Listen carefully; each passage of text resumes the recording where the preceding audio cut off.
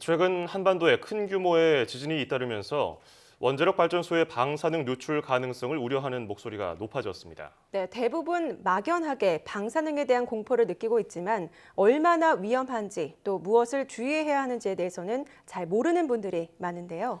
예, 오늘 과학서재에서는 방사능 무섭니의 저자, 방사선 안전 전문가 포럼의 서울대병원 핵의학 교실 강고룩 교수와 함께 이야기해 보겠습니다. 어서 오십시오. 안녕하세요. 네, 안녕하십니까? 예, 교수님께서 쓰신 책 이름처럼 많은 분들이 방사능에 대한 그냥 걱정을 많이 하고 있거든요. 이 책은 어떤 의도로 쓰게 된 책인가요? 그 후쿠시마 사고 이후에 사람들이 이제 방사능에 대한 공포가 굉장히 증가됐는데요. 예, 그때 당시에 이제 인터넷에서는 굉장히 이제 황당한 얘기도 있었고, 그런데 제가 이제 책을 찾아보다 보니까 뭐 교과서적인 얘기라든지 아니면 원자력 홍보 이런 거밖에 없었습니다. 그래서 전문가들이 모여서 그럼 어떻게 국민 눈높이에 맞추면 어떨까 해서 당시 이제 네이버나 이런 데 찾아보니까 일반인들은 일본 가도 되느냐, 아니면 저 우리 음식 이렇게 먹어도 되느냐, 예. 뭐 비 맞아도 되냐, 이런 걸 궁금해했습니다. 거기에 이제 포커스를 맞춰서 저희가 66개 문항을 발굴하고 거기에 대한 답변을 만들었습니다. 예, 일단 방사능이 뭔지부터 좀 정확하게 알아야 될 것 같습니다. 우리가 막연하게 사람들이 생각하기엔 방사능은 위험하다, 안 좋은 거다, 막 이렇게 생각을 하는데 방사능이 무엇인지, 방사선이 무엇인지 이런 것들에 대해서 좀 정리를 해주실까요? 네, 용어가 이제 방사선도 있고 방사능도 있는데요. 네. 방사선이라는 것은 우리가 이제 에너지가 흐르는 겁니다. 이게 빛도 하나 이해가 될 수 있고요. 그 양이 많으면 이제 우리가 화상을 입듯이 이제 방사선도 양이 많으면 이제 우리 신체나 세포가 이제 피해를 입습니다. 이제 방사능이라는 것은 어떤 물질이 그 방사능을 선을 내는 능력을 나타내는 거죠. 그러니까 이 우라늄은 방사능을 띠고 있다. 이럴 때 이제 방사능이라고 그러고, 또 방사능의 양은 그 우라늄에서 나오는 방사선 양이 많을 때 방사능의 양이 많다 이렇게 얘기합니다. 그렇다 보니까 이제 단위가 좀 다릅니다. 우라늄에서 나오는 방사능의 양은 베크렐이라 그러고요. 우리가 이제 받는 방사선 양은 또 밀리시버트 이런 단위를 씁니다. 예. 이 방사선이라는 게 우리 눈에 보이지 않기 때문에 더 두려운 존재가 아닐까 싶은데요. 눈에 보이면 그래도 피할 수 있고 어느 정도 인지가 가능한데, 근데 이 방사선에 노출됐을 때 우리가 피폭이라고 하지 않습니까? 이 피폭이라는 경우는 위험에 우리 몸에 어떤 위험을 주고요, 또 이게 어떤 영향을 주는지도 궁금해요.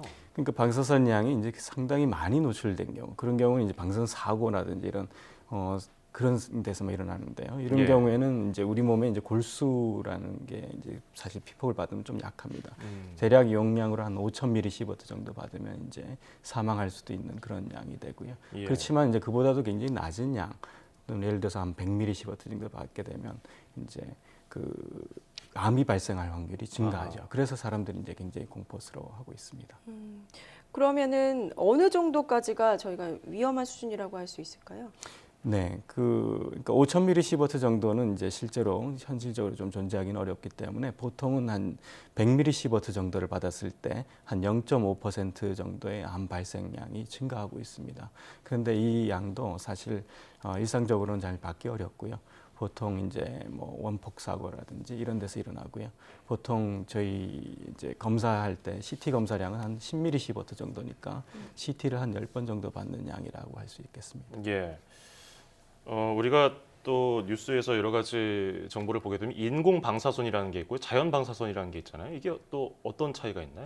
네, 사실 그 자연 방사선은 그 뭐 태양에서도 오고요, 또 우리 음식물에서도 오고, 또 사실 이런 토양에서도 오게 됩니다. 그래서 그 원인이 이제 인공 물질에서 오느냐, 자연에서 오느냐지만 실제로는 사람이 받는 피해량은 사실 방사선량에 있기 때문에 자연 방사선이라 특별히 안전하지는 않습니다. 뭐 가장 대표적인 예로 우리 토양에서 올라오는 라돈 가스 같은 경우가 이제 저희가 흡입을 하게 되면 폐암 같은 것도 발생시킬 수 있습니다. 또 하나가 또 이제 의료 방사선이 있지 않습니까? CT나 엑스레이 검사는 앞서 이제 CT 언급해 주셨지만은 많이 받지는 않는 게 좋다 이런 얘기를 많이 들었었는데요. 어린아이나 임산부 이런 사람들이 의료 방사선 쬐는 거는 어느 정도 안전하다 볼 수 있을까요? 그렇죠. 이 100mSv 이하에서는 사실 암 발생 확률이 얼마나 증가하느냐는 잘 알려져 있지 않지만 그래도 안전하다고 보기는 어렵습니다. 특히 어린아이 같은 경우에는 성인에 비하면 3배 내지 5배 정도 위해도가 올라가기 때문에, 그래서 되도록이면 안 받아야 좋지만 그렇다고 해서 뭐 꼭 받아야 되는 경우에는 받아야 되겠죠. 예를 들어서 이제 암 발생 확률이 성인에서 뭐 한 1000명 중에 한 5명 증가한다 그러면 어린애들은 그보다도 한 5배 정도 더 증가하겠죠.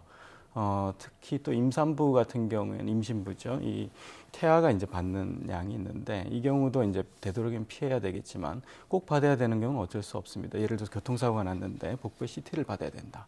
그러면 대략 한 10mSv 정도가 태아를 받게 됩니다. 그렇다면 이제 태아에 10mSv를 받는다고 해서 큰 문제가 생기냐 그렇지는 않습니다. 보통 100mSv가 넘어갈 때부터 기형 발생 확률이 증가하는 걸로 되어 있습니다. 그래서 꼭 잘못해서 이제 꼭 태아가 피폭을 당했다 하더라도 그것을 유산시킨다든지 이런 것들을 고려해서는 안 됩니다. 예. 그러면 임산부가 그 태아를 이렇게 베고 있을 때 그럴 때 피폭을 당했을 때 그 태아에게 영향을 주는 건지 아니면은 그 이게 유전이 되는 건지도 좀 궁금합니다. 실제로 유전이 될 정도면요 굉장히 많은 피폭량을 받아야 돼가지고요 대부분은 태아들은 사망하고 난고 그중에 일부만이 유전적으로 갈 수 있고요 그런 일은 굉장히 드물고 보통은 그 아이가 기형이 생기거나 아니면 나중에 성인이 돼서 이제 암이 발생할 확률이 좀 증가할 수 있는데 그것도 역시 100mSv 정도이기 때문에 CT 10장을 한꺼번에 받아야 될 정도의 양이라고 볼 수 있죠. 그렇군요. 이 방사선 우려가 높아지다 보니까 방사선을 좀 피하거나 아니면 음식을 통해서 해소할 수 있는 방법이 없을까 궁금해하는 분들이 있거든요. 어떤 것들이 실제로 있습니까? 예를 들어서 뭐 다시마, 뭐 미역 이런 경우 이제 요드가 많기 때문에 이 원자력 발전소 사고가 났을 때 가장 많이 튀어나오는 게 결국 방사선 요드입니다. 미리 이제 그걸 섭취해두면 이제 방사선 요드가 들어가지 못한다 이렇게 얘기할 수 있죠.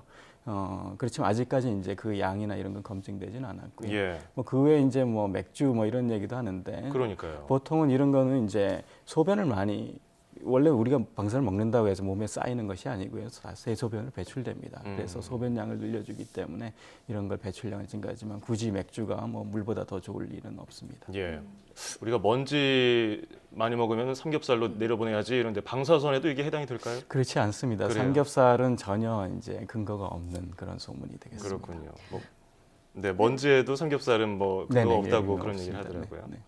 그리고 이제 주거공간에서 나오는 라돈 때문에 암 발생 위험이 높아진다라는 얘기도 있는데요. 정확히 어떤 위험이 얼마만큼 있는 건가요? 라돈이라는 것은 이제 가스 형태이기 때문에 우리가 숨을 쉬면서 호흡기로 들어갑니다. 그렇지만 우리 몸에 이제 일부 폴로늄이라는 다른 방사성 요소가 바뀌어서 폐에 침착이 되죠.